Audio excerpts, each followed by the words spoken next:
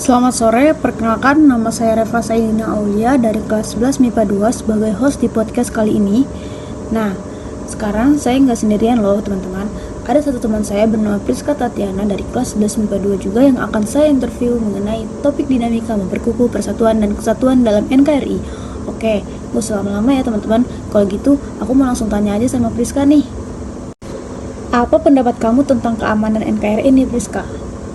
Sikap kita sebagai pelajar yaitu menaati peraturan dan tata tertib di lingkungan sekolah, menghindari perselisihan maupun pertengkaran antar warga sekolah, menggunakan bahasa Indonesia secara baik dan benar saat bergaul dengan teman sekolah.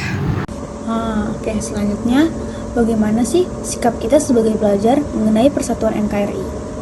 Sikap kita sebagai pelajar yaitu menaati peraturan dan tata tertib di lingkungan sekolah, menghindari perselisihan maupun pertengkaran antar warga sekolah, menggunakan bahasa Indonesia secara baik dan benar saat bergaul dengan teman sekolah. Nah, hal-hal apa aja sih yang dapat dilakukan buat menjaga kesatuan NKRI, Priska? Terdapat 4 sikap untuk menjaga kesatuan NKRI. Di antaranya itu kita perlu kesadaran yang kuat tentang wawasan kebangsaan.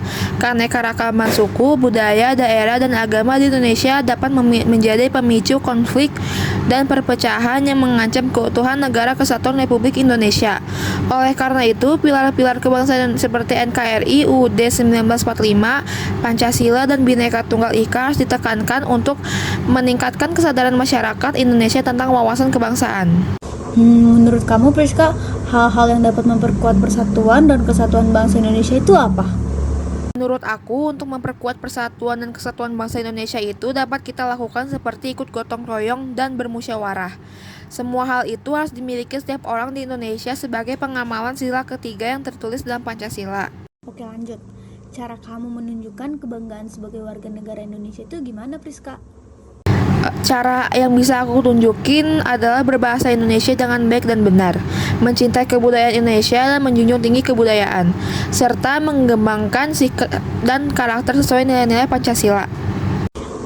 Gimana upaya kamu dalam menjaga keutuhan NKRI? Dari aku sendiri, mungkin cara menjaga keutuhan NKRI itu dimulai dari melestarikan budaya bangsa. Setiap masyarakat pastinya punya kewajiban dong untuk melestarikan budaya bangsa. Nah, supaya budaya bangsa tidak hilang akibat adanya infiltrasi budaya asing, maka kita sebagai masyarakat mempunyai kewajiban untuk mengabdikan diri kepada tanah air dan menjaga ketertiban dan keamanan. Menurut pendapat kamu gimana nih Priska?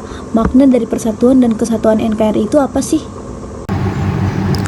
Pendapat aku sendiri tentang makna persatuan dan kesatuan dalam berbangsa Indonesia adalah rasa senasib dan sepenanggungan sebagai bangsa yang bermukim di wilayah yang sama.